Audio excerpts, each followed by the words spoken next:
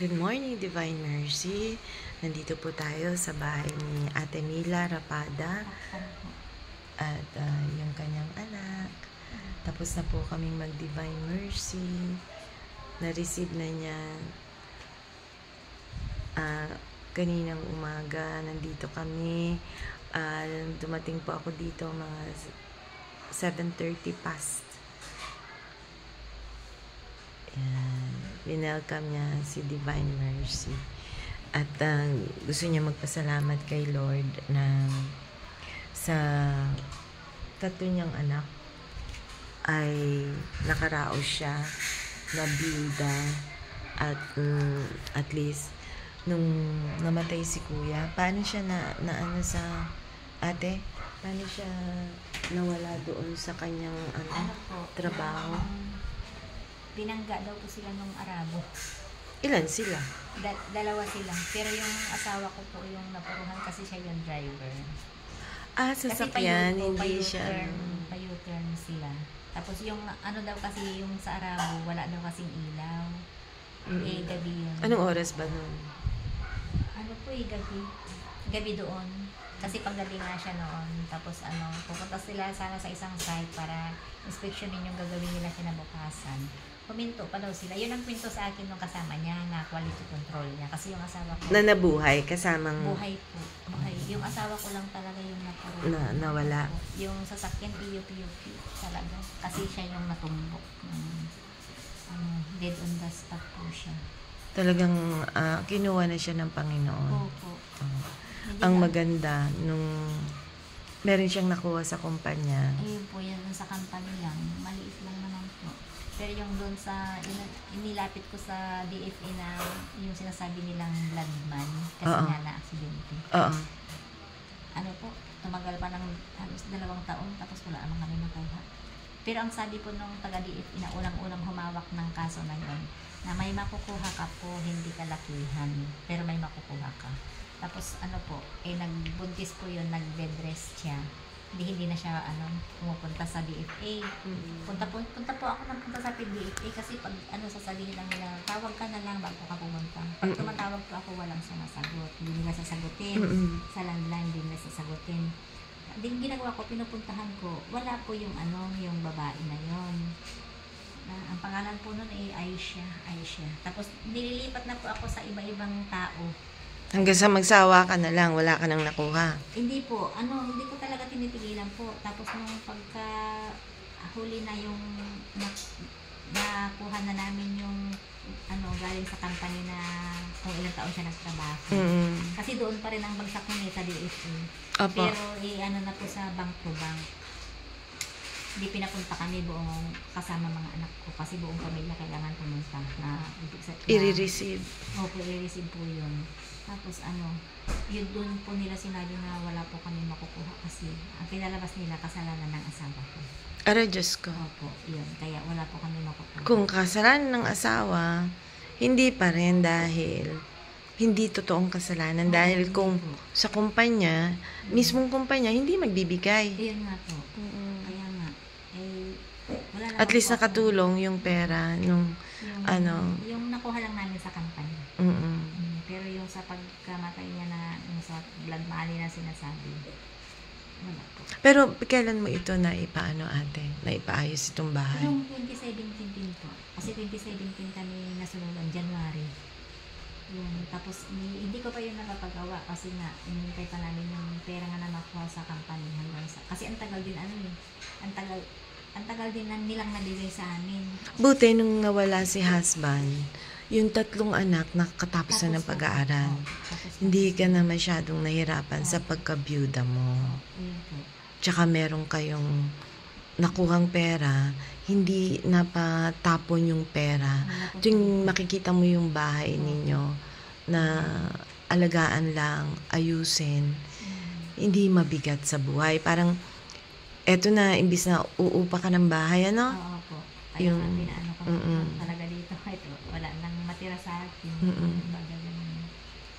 Meron nga silang sinasabi kahit yung mga pare na lagi mo i-consecrate ang bahay mo, yung mga sacramentals, ibe-bless mo lagi ang pintuan mo, ang mga salamin, mayroong holy oil, lalagyan mo ng krus, para yung mga bad spirit, you drive them out through the sacraments.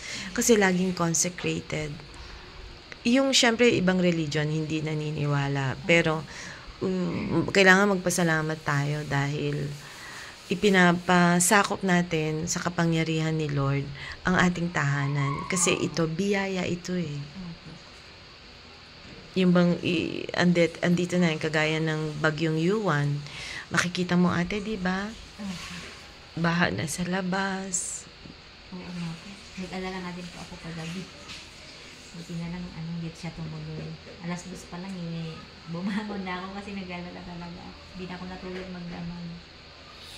Yun po, yung kumbaga magkasunod po yung pagsubok sa akin ni Lord na Yung sa asawa ko, wala talaga akong kamalay-malay dun gawa ng araw kami nag-uusap, tumatawag siya. Tapos kinabukasan, di ba sa Saudi, magkaiba tayo ng oras. 9 hours. Opo, tapos kinabukasan may nag-chat sa akin, tapos sinabi niya yun, hindi po ako makapaniwala hanggang hindi sila nagsisend ng video na yun nga, nakita nga yung, palihim lang daw yung video na yun kasi bawal daw. Oo. Yun, nakita ko nga na nakahandusay nasa loob ng sasakyan yung asawa ko. Buti nakunan para maniwala ka, yung ate. kasama niya po sa sasakyan.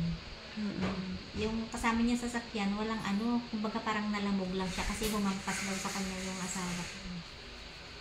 Tapos yung sinid nila yung picture ng sasakyan. Mabuti na lagpasan mo yung ganong, kung 17, hindi, 15 po yung asawa ko namatay. 2015, 2017, yung nasunugan. nasunugan. Mabuti andyan pa ang pera, Hindi pa kasi namin nakuha. matagal. Hindi pa namin nakuha. Opo, matagal po yun nilang binigay. Although, pagkamatay ng asawa ko, nakaagad daw ng company sa embassy, sa Riyadh Embassy. Inireport. Oo, tapos yung cheque, pinadala na daw agad sa embassy. Tapos, nagtatawag din kaya ako sa embassy nun. Tapos, pag pupunta sa DFA, sasabihin nila, wala pang sinasabi ng embassy, mga ganun. Tagal nga po. Matagal. Parang, eto na yung sunog, padating yung pera, parang orchestrated lahat, para yung pera intact, kung saan ipapupuntahin. Hindi yung, eto na yung pera, maliit na, gumastos na, naubos na. Kaya nga. Matagal nga po na na-receive yun. Nasunugan na kami, wala pa din yung pera, kaya parang ako nun, parang... Anong dapat mong ipagpasalamat, ate, na nakaraos ka sa ganyang pinagdaanan mo na nabiyuda ka? Ilang taon na ang nakalipas? 10 years na po, kasi 2015 po yun. Lang po siya nung 52 years old siya. Ako naman 50 noon. Yun po, nagpapasalamat ako sa Panginoon kasi pinatibay niya po yung pinatibay niya po yung yung loob ko. Kasi po nung namatay siya, parang pero hiningi ko naman ako ng tawad. Ko po siya, sabi ko, Lord, bakit ganun? Sabi ko, hindi naman ako nagkulang sa iyo kasi dati po nag-nobena pa po ako sa Bakaran. Kada Miyerkules, kung hindi ako makapunta sa bahay na lang ako nag-nobena. Kasi ba po ako noon linggo-linggo. Tapos yung nangyari yung pagsubok na yun, parang sabi ko, ano bang pagkukulang ko na ginawa mo yung asawa ko. Nga po noon parang hindi ko matanggap na wala. Nung sinabi nila sa akin, sabi ko, huwag yung asawa ko kasi siya lang yung inasahan ng mga anak ko.